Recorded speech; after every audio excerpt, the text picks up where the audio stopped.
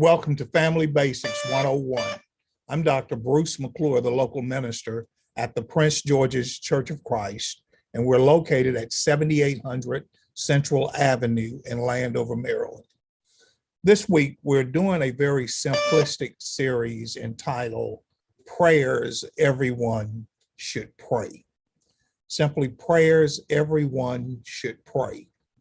And today, we're going to spend our time looking at a prayer that everyone should pray as it pertains to praying for wisdom. Something very simple, but many times it goes overlooked as if we're going to ascertain wisdom just because we are the children of God.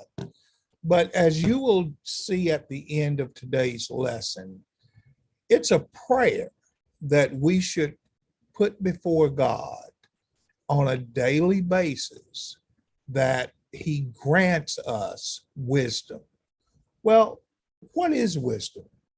Interestingly, the word wisdom is recorded 227 times in 215 verses, according to the New King James Version of the Bible. The first passage utilizing the term that I could find is in Exodus, the 28th chapter, verse number 3. So you shall speak to all who are gifted artisans, who I have filled with the spirit of wisdom, that they may make Aaron's garments to concentrate him, that he may be my minister, and he's going to minister to me as a priest. The word gifted, I think, might be overlooked in this passage, but it is very crucial to understanding the spirit of wisdom. This word gifted is an adjective that is describing this phrase, spirit of wisdom. So gifted means skillful, learned, prudent, wise, intelligent, artful. So let's read this again. So you shall speak to all who are gifted. Gifted with what? What God has filled them with, the spirit of wisdom. Now, this is a feminine noun as well as wisdom being a feminine noun. So spirit, ruah, the breath or the air of animation, courage, vigor, a spirit of hakam, skill, prudence, ethical sophistication. So listen to the text one more time.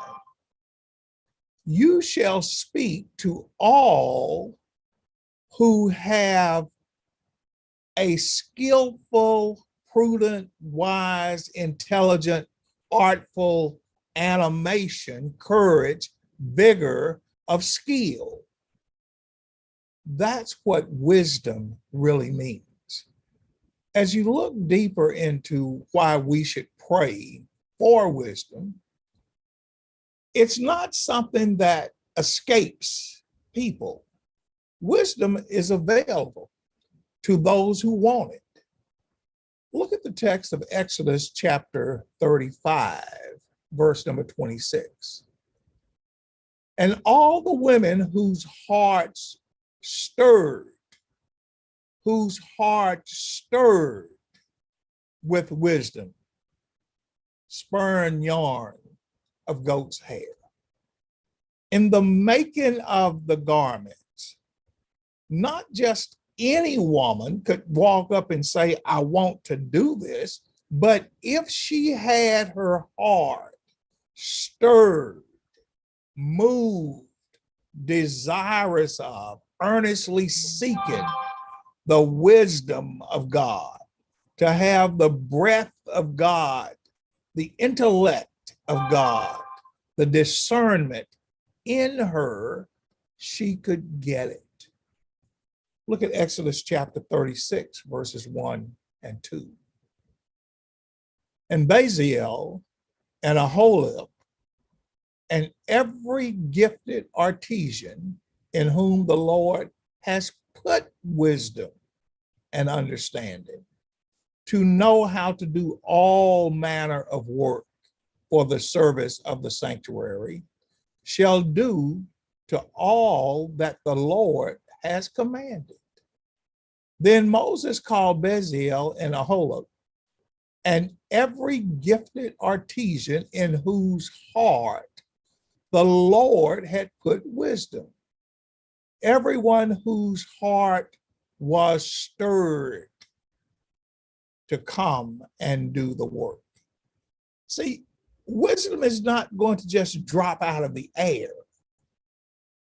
We must have a heart, an earnest, sincere desire, a craving, an appetite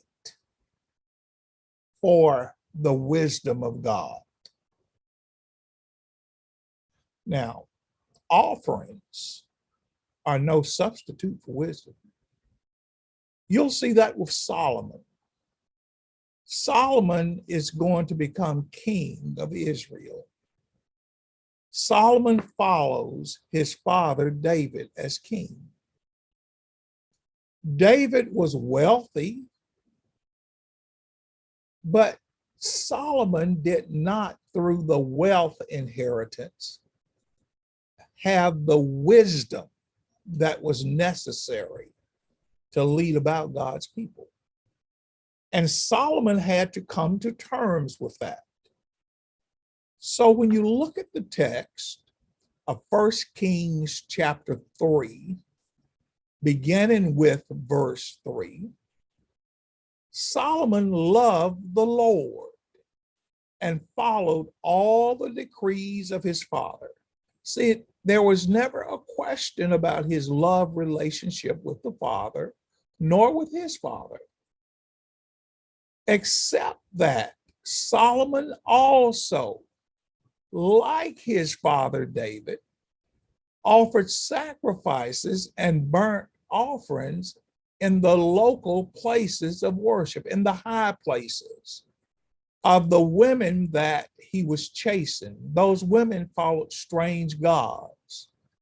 And Solomon would offer sacrifices in the places of those strange gods. The most important, and this is interesting, of these places of worship was at Gibeon. So the king went there and sacrificed 1,000 burnt offerings. That night, the Lord appeared to Solomon in a dream. And God said, "What do you want?" It seemed as if you are torn. You know the ways of your father David, and you know some of the evils of your father David. Yet you have a heart that wants to follow me, and yet you have a heart for these women. And you are struggling with something, aren't you, Solomon? That's why that night the Lord appeared to Solomon in a dream. And he says, "What do you want? Ask, and I will give it to you." Look at the humility of this. Solomon replied, "You showed faithful love to your servant, my father David, because he was honest and true and faithful to you. And you have continued your faithful love to him today by giving him a son to sit on his throne.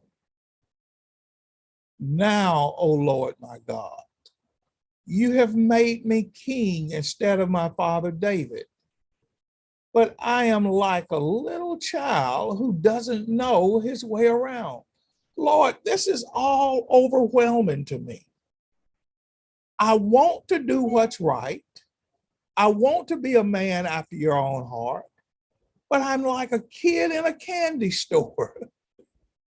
I have access to all of these women. They are flattered by me. I'm flattered by them. I'm flattered by all of this power. I'm just like a child. So here I am in the midst of your own chosen people, a nation so great and numerous that they can't be counted. You say, what do I need? Give me an understanding heart so that I can govern your people well and know the difference between right and wrong. That's all going back to his behaviors. He says, give me wisdom to stand for what is right, for who by himself is able to govern this great people of yours. See, Solomon is saying, I've got all of the material things. The people are impressed by me. But Lord, this thing is overwhelming. And what I need, you ask me because you know there's something I need. And I'm going to be honest with you. What I need is proper discernment. I need a spirit that's going to lead me and that's going to guide me. Isn't that right back to the definition?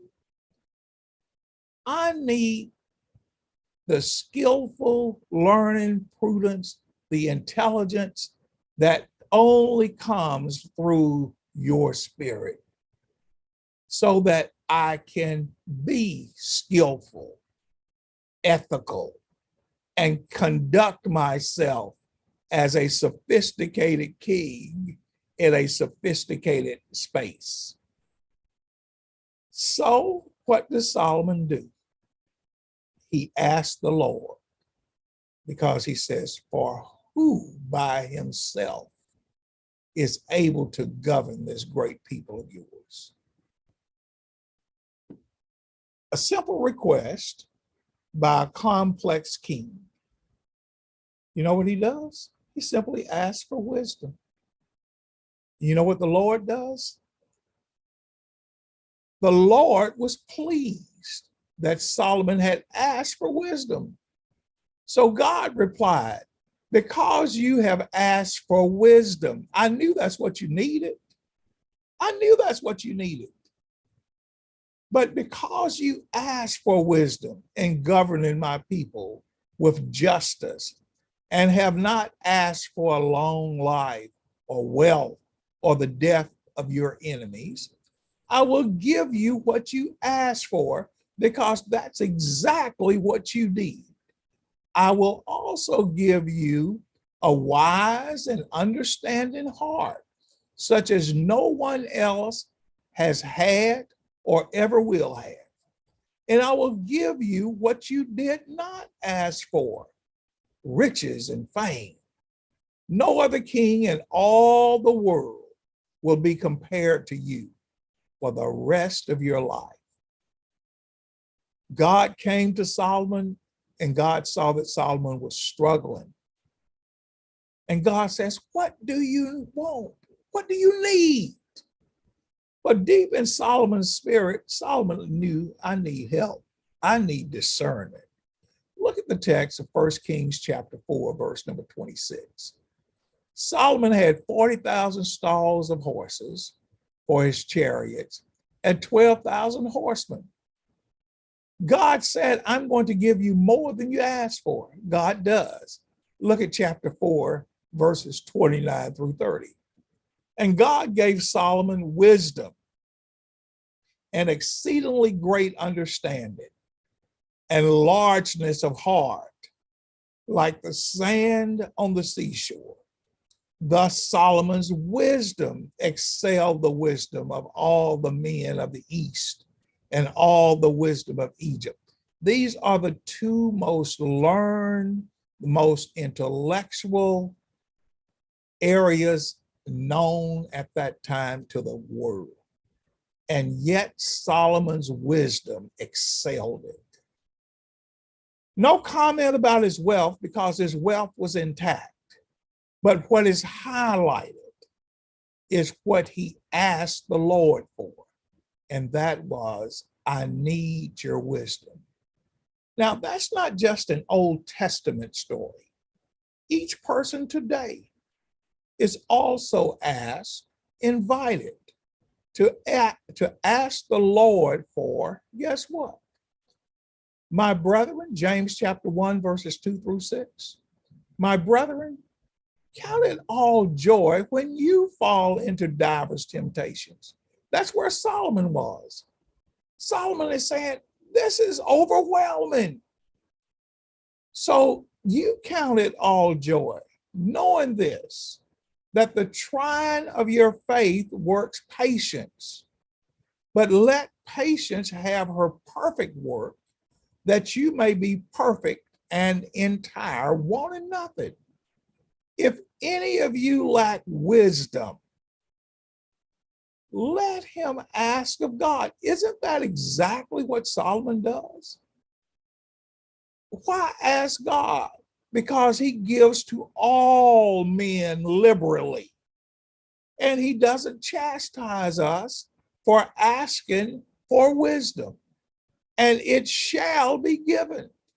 But let him that asks for wisdom ask in confidence, ask with an assurance that when we're going through life's troubles, when we're going through life's struggles, when we're faced with the temptations like Solomon was, of power and prestige and women and everything else, status, he said, when we have confidence that God is going to grant us the spirit of discernment, the spirit of sophistication, then we won't be wavering back and forth. For he that wavereth is like a wave of the sea, driven with the wind and tossed. God granted Solomon the wisdom. It took away Solomon's excuses to be torn, because God saw he was already torn. And he says, Solomon, what do you need to get out of this dilemma? Solomon said, Lord, I need wisdom. What do we need to get out of our dilemmas? Just like Solomon, we still need wisdom. Come back on Thursday and we will talk about a prayer that everyone should pray. And that is the deliverance from evil. I will see you back in class again Thursday. Don't be late and don't skip class.